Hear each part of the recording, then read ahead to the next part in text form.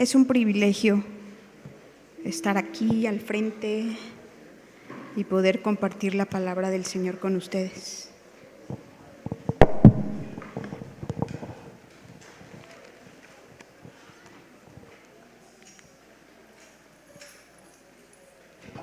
¿Me acompañan a orar? Gracias, Señor, por este tiempo, gracias por este día, gracias porque podemos reunirnos con libertad, gracias por este local, gracias por esta reunión, Señor, gracias por cada uno de mis hermanos aquí.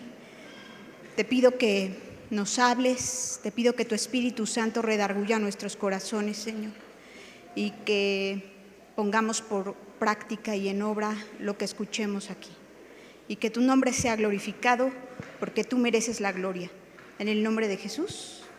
Amén. Quisiera que comenzáramos leyendo algunos salmos. El primero es el Salmo 6, verso 1 al 7. Y dice así: Oh Señor, no me reprendas en tu enojo, ni me disciplines en tu ira. Ten compasión de mí, Señor, porque soy débil. Sáname, Señor, porque mis huesos agonizan, mi corazón está angustiado. ¿Cuánto falta, oh Señor, para que me restaures? Vuelve, oh Señor, y rescátame. Por tu amor inagotable, sálvame, pues los muertos no se acuerdan de ti. ¿Quién puede alabarte desde la tumba? Estoy agotado de tanto llorar. Toda la noche inundo mi cama con llanto, la empapo con mis lágrimas. El dolor me nubla la vista. Tengo los ojos gastados a causa de todos mis enemigos. El siguiente es el Salmo 32, del 1 al 6. Oh, qué alegría para aquellos a quienes se les perdona la desobediencia, a quienes se le cubre su pecado. Sí, qué alegría para aquellos a quienes el Señor les borró la culpa de su cuenta. Los que llevan una vida de total transparencia. Mientras me negué a confesar mi pecado, mi cuerpo se consumió y gemía todo el día. Día y noche tu mano de disciplina pesaba sobre mí. Mi fuerza se evaporó como agua al calor del verano. Finalmente te confesé todos mis pecados y ya no intenté ocultar mi culpa. Me dije, le confesaré mis rebeliones al Señor y tú me perdonaste. Toda mi culpa desapareció. Por lo tanto, que todos los justos oren a ti mientras aún haya tiempo, para que no se ahoguen en las desbordantes aguas del juicio. Salmo 38, 3 al 5 y 18. Debido a tu enojo, todo mi cuerpo está enfermo. Mi salud está arruinada a causa de mis pecados. Mi culpa me abruma. Es una carga demasiado pesada para soportar. Mis heridas se infectan y dan mal olor a causa de mis necios pecados. Pero confieso mis pecados. Estoy profundamente arrepentido por lo que hice. Y quizá el salmo más conocido acerca de el arrepentimiento es el 51. Ten misericordia de mí, oh Dios, debido a tu amor inagotable, a causa de tu gran compasión, borra la mancha de mis pecados. Lávame de la culpa hasta que quede limpio y purifícame de mis pecados. Pues reconozco mis rebeliones, día y noche me persiguen. Contra ti y solo contra ti he pecado, he hecho lo malo ante tus ojos. Quedará demostrado que tienes razón en lo que dices y que tu juicio contra mí es justo. Pero tú deseas honradez desde el vientre y aún allí me enseñas sabiduría. Purifícame de mis pecados y quedaré limpio. Lávame y quedaré más blanco que la nieve. Devuélveme la alegría. Deja que me goce ahora que me has quebrantado. No sigas mirando mis pecados. Quita la mancha de mi culpa. Crea en mí, oh Dios, un corazón limpio y renueva un espíritu fiel dentro de mí. No me expulses de tu presencia y no me quites tu Santo Espíritu. Restaura en mí la alegría de tu salvación y haz que yo esté dispuesto a obedecerte. Entonces enseñaré a los rebeldes tus caminos y ellos se volverán a ti. Perdóname por derramar sangre, oh Dios que salva. Entonces con alegría cantaré de tu perdón. El sacrificio que sí deseas es un espíritu quebrantado. Tú no rechazas un corazón arrepentido y quebrantado, oh Dios. Salmo 130, del 1 al 8. Desde lo profundo de mi desesperación, oh Señor, clamo por tu ayuda. Escucha mi clamor, oh Señor. Presta atención a mi oración. Señor, si llevaras un registro de nuestros pecados, ¿quién podría, oh Señor, sobrevivir? Pero tú ofreces perdón para que aprendamos a temerte. Yo cuento con el Señor, sí, cuento con Él. En su palabra yo he puesto mi esperanza. Anhelo al Señor más que los centinelas el amanecer. Sí, más que los centinelas anhelan el amanecer.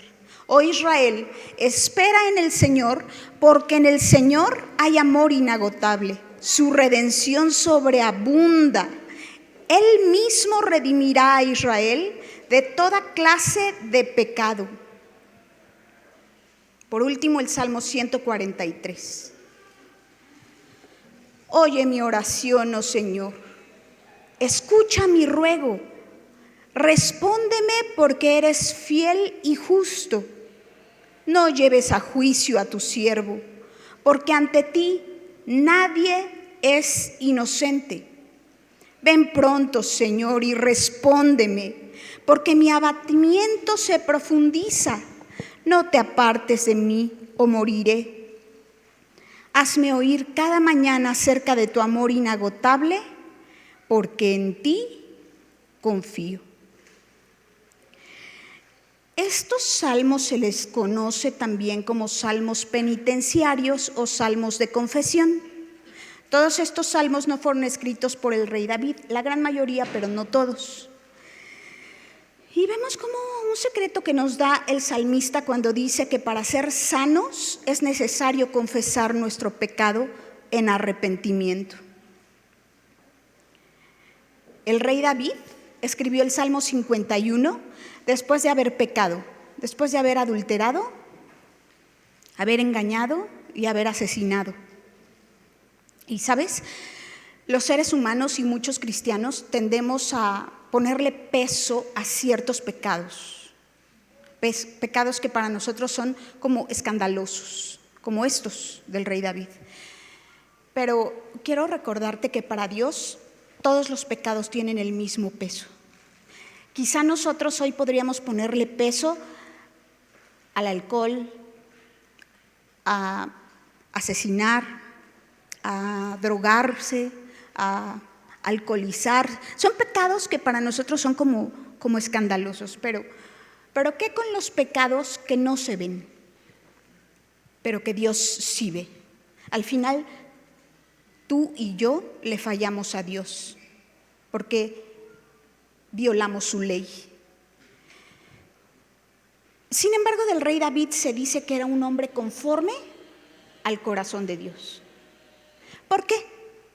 Después de que él comete estos pecados, ¿por qué se le puede llamar un hombre conforme al corazón de Dios? La razón es porque David se humilló. Es porque David reconoce su pecado. En primer lugar, lo que hizo David fue reconocer su pecado. Después confesarlo y también pedirle a Dios que lo restaurara.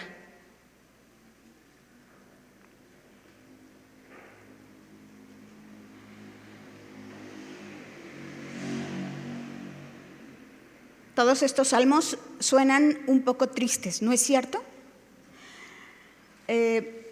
Hoy en la hora de la alabanza tuvimos cantos muy alegres Pero también tuvimos cantos de reflexión. Renuévame, Señor Jesús, cantábamos. Y es que también esos cantos nos ayudan a meditar, nos ayudan a reflexionar en nuestra manera de comportarnos. Nos ayudan a tener un espíritu reflexivo, un espíritu contrito. Y no están mal los cantos que nos llevan a reconocer nuestra condición delante de Dios. Hoy en día, muchos cristianos tienen la falsa creencia que porque la obra de Jesucristo fue completa en la cruz y que Jesús ya lo hizo todo por nosotros y llevó todos nuestros pecados, entonces nosotros ya no tenemos nada que hacer. Creen que nada absolutamente tenemos que hacer, pero esto no es verdad. Sí, la obra de Jesús fue completa. Efectivamente, Él dijo, consumado es. Pero eso no nos exime de una responsabilidad a nosotros. Y esa responsabilidad es un continuo arrepentimiento delante de Dios. De hecho, el arrepentimiento no es simplemente el comienzo de una vida cristiana.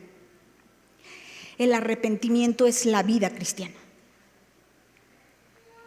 Otra falsa creencia es que como Cristo dijo, todo está consumado, y que Él ya pagó por nuestros pecados presentes, pasados y futuros, entonces ya no hay nada que hacer.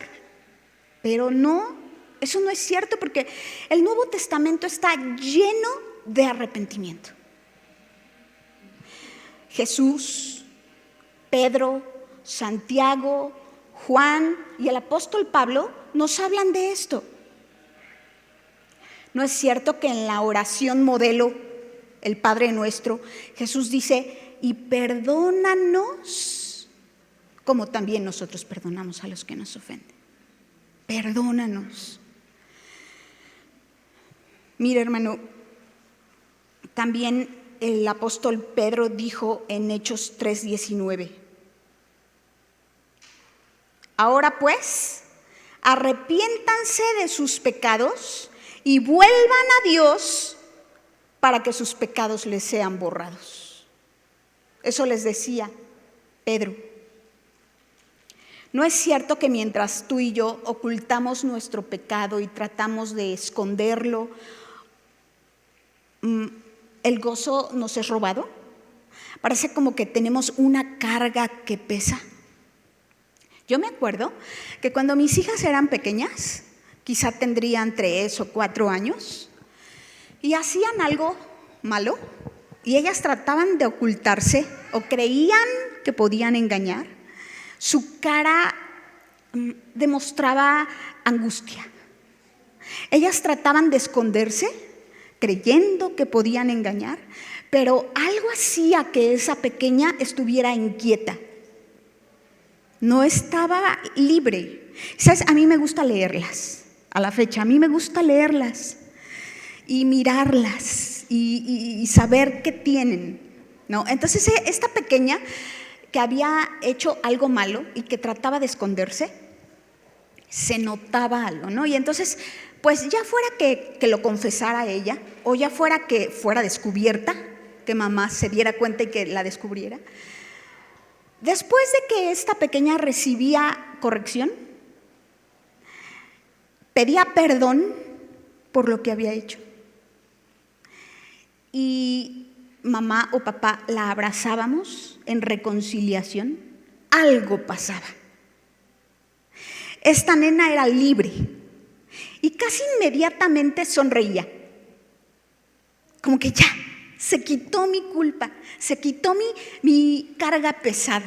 Eso que yo estaba escondiendo, ya pasó. Ya recibí mi castigo, pero también me abrazaron.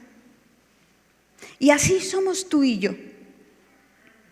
Cuando nosotros escondemos nuestro pecado, minimizamos nuestro pecado, hacemos como que nada pasó, estamos cargando. Pero el Señor desea que tú y yo nos arrepintamos de corazón y que vengamos a Él y confesemos nuestro pecado. Y se nos quita un gran peso de encima.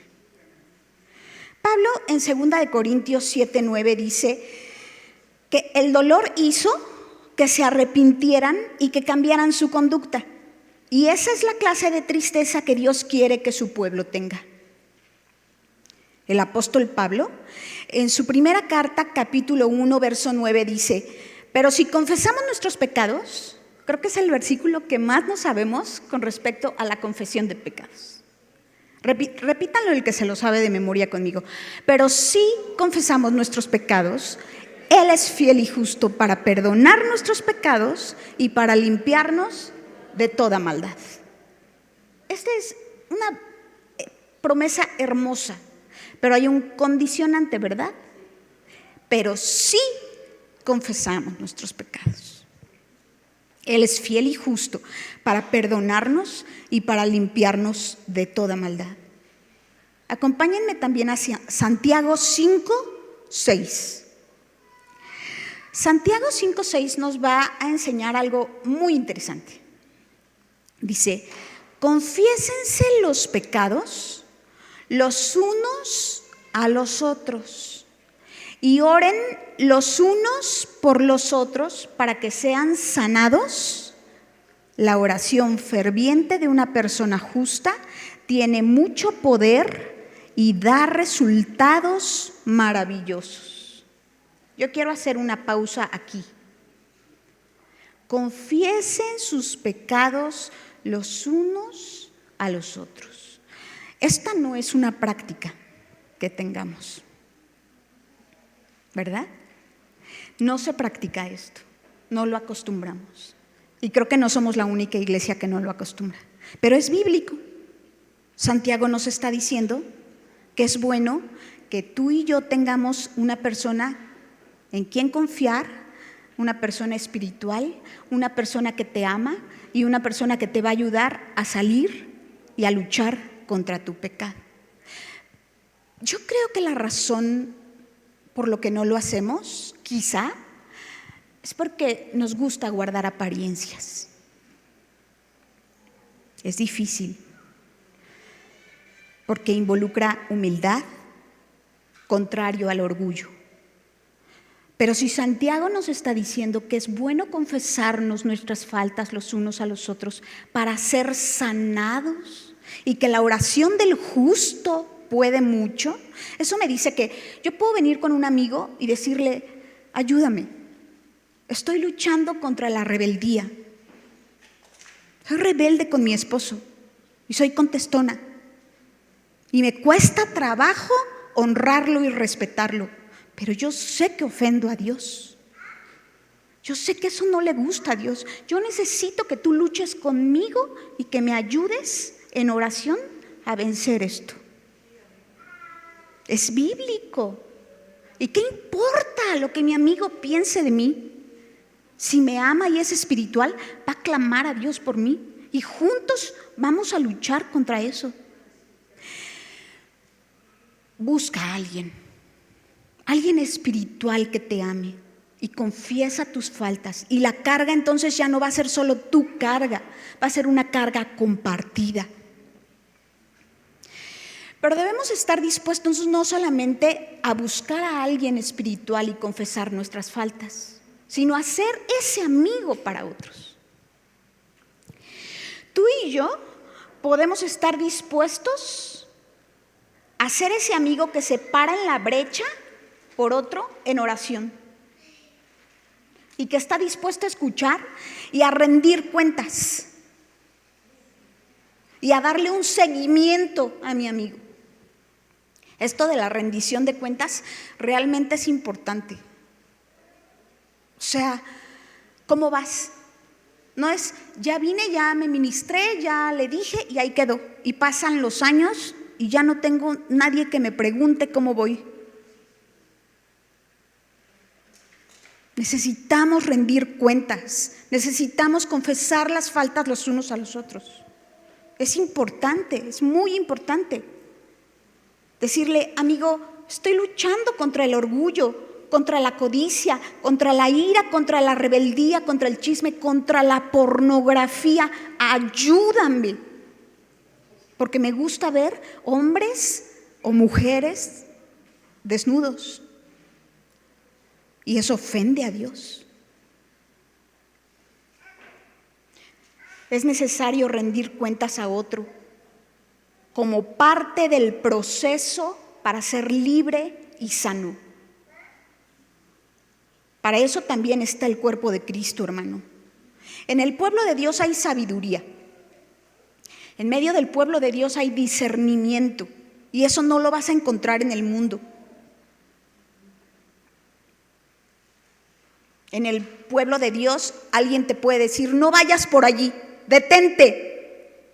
Eso no le agrada a Dios, no vas bien. Fuera del pueblo de Dios eso no existe. Simplemente si tú caminas con el mundo y le dices, oye, me siento culpable, me siento mal por cómo estoy viviendo, ellos te van a decir, ¿de qué me estás hablando? Si supieras cómo vivo yo. ¿Sabes? Porque sus estándares no son nuestros estándares. No hay punto de comparación. A nosotros nos es llamado a vivir en santidad porque Dios es santo. Así que deberíamos también tú y yo disponernos para ser esa clase de amigos con otros. Esos hermanos que están dispuestos a escuchar y a orar y a clamar por el pecado de mi amigo. Vemos entonces la importancia de confesar nuestros pecados. Y mira, quizá puedas pensar, pero es que yo le fallo todo el tiempo a Dios. Esto se puede convertir en una rutina de estarle confesando y confesando y confesando. Pues sí, tú y yo le fallamos todo el tiempo a Dios. Y de eso se trata la vida cristiana, de venir y arrepentirme. Pero ¿sabes? Dios mira el corazón. Dios sabe si lo estás haciendo de manera humillada, sinceramente, como el rey David, con un corazón contrito. Eso quiere decir apachurrado, me duele lo que estoy haciendo. No importa si se vuelve una rutina, si cada vez que lo haces de todo corazón. El verdadero arrepentimiento es con un corazón contrito. Es cuando experimentamos un dolor en nuestro interior, cuando descubrimos que hemos herido a un Dios santo al cual servimos y que nos duele haberle fallado, a un Dios que amamos, pero además buscamos reparar el daño y complacer y volver a obedecer al Señor. O sea, me caigo, pero me levanto. Cercano está Jehová a los quebrantados de corazón y salva a los contritos de espíritu, porque al corazón contrito y humillado no despreciarás tú, oh Dios. ¿No es cierto que 2 Corintios 7:14 se ha convertido en un rema para nosotros en Comunidad de Integración Familiar? ¿No está allá atrás? Bien bonito, doradito en la pared. Si se humillare mi pueblo, sobre el cual mi nombre es invocado, y oraren y buscaren mi rostro, y se convirtieren de sus malos caminos. Yo voy en esta dirección, pero me doy cuenta por el Espíritu de Dios que no voy bien. Y entonces oro y busco su rostro y me convierto de mis malos caminos. Tomo el sentido contrario de donde iba. Y se convirtieren de sus malos caminos. Entonces yo oiré desde los cielos y perdonaré sus pecados y sanaré su tierra. Y se ve bien bonito allá atrás, pero lo creemos. La cosa es, debemos vivirlo. Se ha convertido en un rema para nosotros, porque lo anhelamos la bendición del Señor. Hay algunos ingredientes importantes para el arrepentimiento. Una de las cosas que debe haber es luz. Es darnos cuenta de cómo somos y de lo que estamos haciendo. Porque quizá alguno piense, no, pues yo ahí la llevo. No, pues yo no le fallo tanto como fulanito o fulanita de tal. ¿No? Porque lo cierto es que los pecados de los demás los vemos más fáciles que los nuestros. Pero yo me recuerdo de una anécdota de una hermana que llega con el pastor y le dice: pastor, es que yo siento que no he crecido, siento como que me falta avivamiento, siento como que estoy como estancada. Y el pastor le dice: muy bien, hermana, cuénteme, ¿cómo está su vida espiritual? ¿Usted ora? ¿Usted busca al Señor? Sí, pastor. Ok, hermana, ¿cómo está su vida de santidad? No, pues bien. Bueno, a veces en la oficina yo tomo algunos lapicitos, algunas plumitas y pues sí me las llevo a la casa, ¿no? Y pues a veces saco algunas copias para la escuela de mi hijo, pero pues nada grave. Muy bien, hermana, pues vamos a orar. Acompáñeme a orar. Sí, cómo no, pastor. Señor, repita conmigo: Señor, Señor, perdóname, porque yo soy una ladrona. Espérame tantito, pastor, no es para tanto. Porque minimizamos nuestro pecado, lo hacemos pequeño, pero debemos ver nuestro pecado como Dios lo ve. Debemos dolernos por ofender a Dios. El arrepentimiento, pues, es un cambio de actitud, gracias a un cambio de mentalidad. Es un cambio de dirección, como les decía ahorita, y es un cambio de vida. Es decir, si yo realmente me arrepiento de mi pecado, eventualmente yo ya no voy a practicar ese pecado. Voy a ser libre. Eso es lo que se espera. Es estar de acuerdo sobre lo que Dios opina de mi pecado y estar dispuesto a cambiar. Sí, tu pecado y mi pecado ya han sido perdonados, pero yo lo confieso para ser libre. Yo lo confieso y me arrepiento para ser sano. No solo sano en mi alma y en mi espíritu, sino también en mi cuerpo. ¿No leíamos que el salmista decía que sus huesos le dolían? Salud. Confesamos nuestro pecado también para ser libres y no darle lugar al enemigo de nuestras almas, que quiere que no lo confesemos, que quiere que lo tengamos bien guardadito. Nuestro enemigo quiere que hagamos como que nada pasa, como que no es tan grave, ni mencionarlo siquiera. Pero ¿qué dice Primera de Juan 1:8? Dice: si afirmamos que nosotros no tenemos pecado, lo único que hacemos es engañarnos a nosotros mismos y no vivimos en la verdad. Quizá una buena petición sería: Dios, que tu Espíritu Santo no me deje permanecer en mi error, que tu luz me alumbre, hazme ver, porque no quiero ofenderte ni autoengañarme creyendo que voy bien. ¿Cómo podemos venir a la luz? Pues caminando en la luz. ¿Quién es la luz? Dios mismo es la luz. Caminando en la luz es que yo puedo venir a la luz, y es que su Espíritu Santo me hace verme como Él me ve.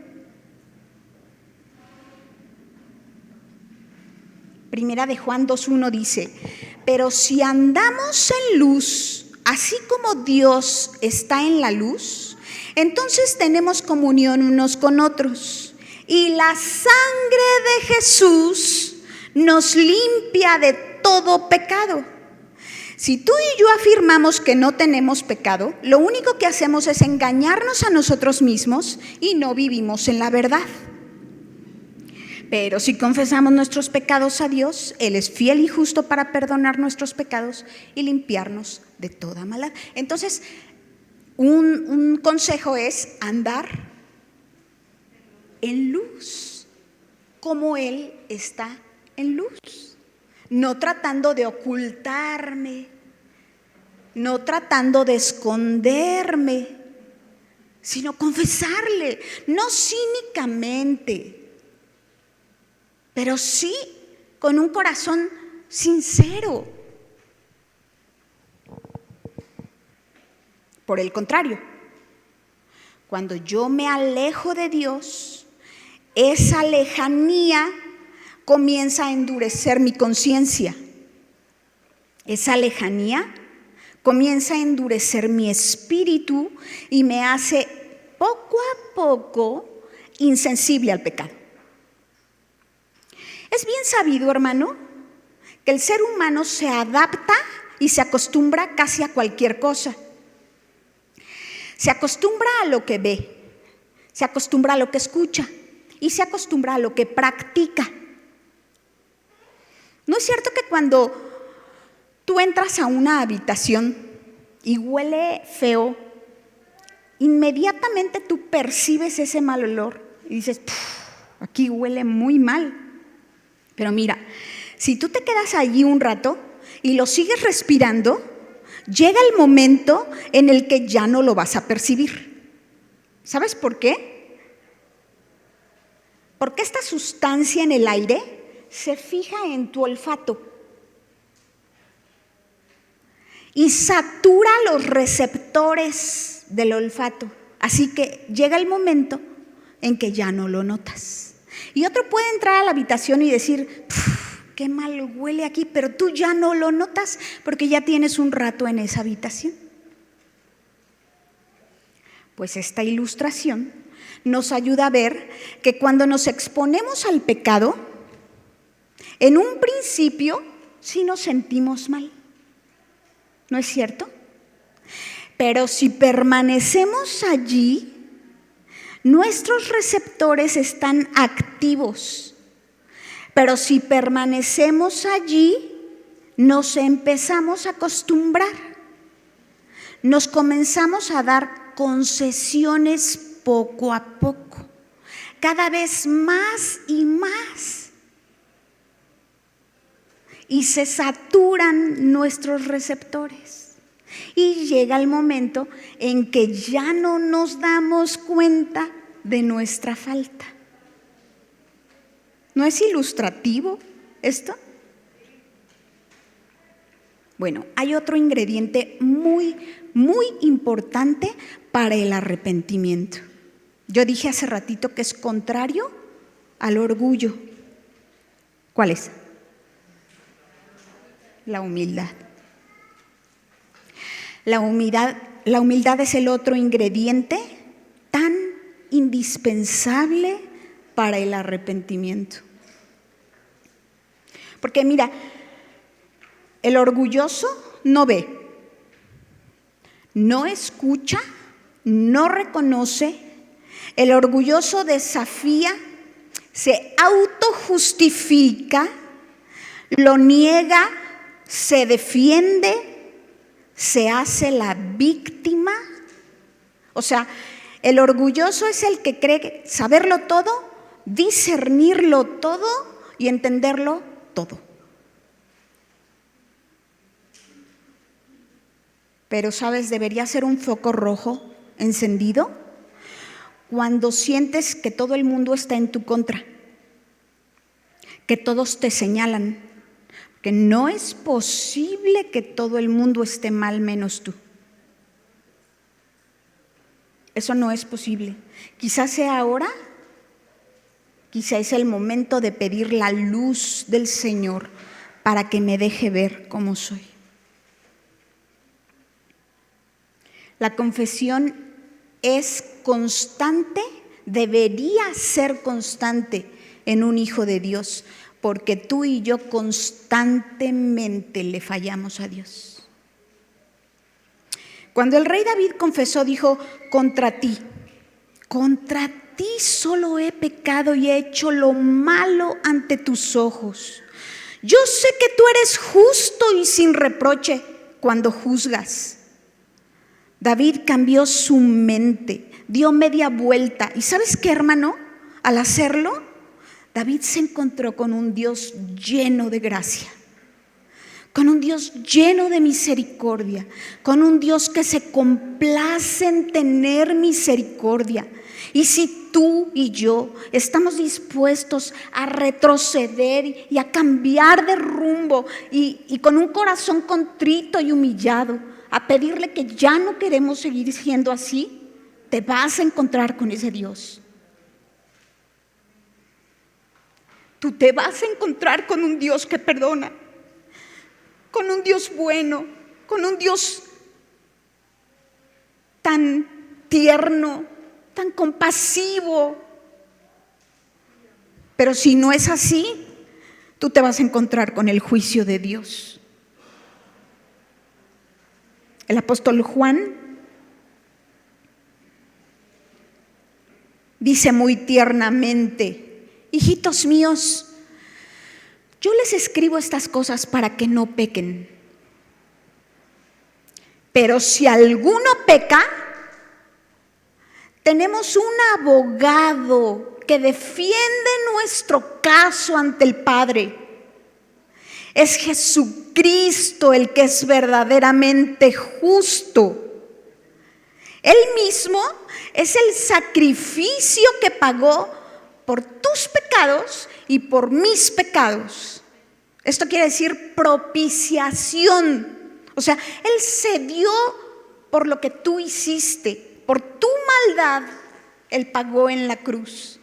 Y ahora está sentado a la diestra de Dios, intercediendo día y noche por ti y por mí. Y eso es una gran noticia. O sea, sí, la mala noticia es que tú y yo constantemente le fallamos al Señor. La mala noticia es que somos pecadores y que en pecado nos concibió nuestra madre. La mala noticia es que le fallo una y otra y otra y otra y otra vez. Pero la buena noticia es que aunque tengo un fiscal que me está señalando todo el tiempo delante de Dios, tengo un abogado precioso que todo el tiempo está clamando por mí, que ya pagó en la cruz y que me ama tanto, tanto, tanto, que pide a su Padre por mí. Se cuenta la historia de un soldado que estaba muy triste porque su mamá estaba enferma. Entonces él quería ir a ver a su mamá, pero su general no lo dejó. No tenía el permiso para poder ir con su mamá a visitarla. Su madre estaba muriendo de cáncer. Entonces él quiere pues ir más arriba de su general para ver si alguien le puede dar el chance de ir a ver a su mamá. Pero no lo logra. Intenta ir a la Casa Blanca para que alguien lo escuche. Pero nadie le da acceso al presidente. Cuando va en el elevador de la Casa Blanca, se encuentra con un niño. Y el niño lo ve triste y le dice: ¿qué tienes, soldado? Entonces el soldado le da ternura y duda un poco si contarle o no lo que está pasando. Termina contándole. Básicamente le dice: mi mamá está muriendo y yo venía buscando al presidente, pero no me dejaron pasar. Quería pedirle permiso para ir a ver a mi mamá, pero yo creo que mi mamá va a morir y no la voy a ver. El niño toma la mano del soldado y se abre el elevador y camina y lo lleva por los pasillos de la Casa Blanca. Y de pronto se abre una gran puerta elegante de madera y el soldado se queda con la boca abierta cuando ve que está frente al presidente. Y el presidente se queda como... Y le dice: ¿qué pasó, hijo? Y le dice: pa, necesito que escuches a este soldado. Él tiene que hacerte una petición. Y por supuesto que lo dejan ir a ver a su mamá. Tú y yo tenemos a Jesucristo, quien intercede ante nuestro Padre, ante su Padre, cuando tú y yo le fallamos. Tenemos la puerta abierta para llegar ante el trono con libertad y decirle todo lo que deseamos, pedirle perdón, arrepentirnos, no importa las veces que sean, sabiendo que su Hijo nos está abriendo esa puerta y que el Padre nos da ese acceso por amor a su Hijo. Ahora tenemos ese hermoso acceso al Padre. El Señor, hermano, el Señor está esperando de cada uno de nosotros arrepentimiento. El Señor está esperando de cada uno de nosotros un corazón contrito y humillado. Dios no se tarda en perdonar. Dios se deleita en tener misericordia. Tenemos un enemigo de nuestras almas. Como les decía, es ese fiscal. Y él lo que hace es constantemente acusarnos día y noche y decir: ¿ya viste cómo se porta? ¿Ya viste cómo se enoja? ¿Te das cuenta cómo robó? Fíjate cómo trata a su esposa. Mira cómo se enoja con el del coche de enfrente todo el tiempo y va peleando en el tráfico todo el tiempo.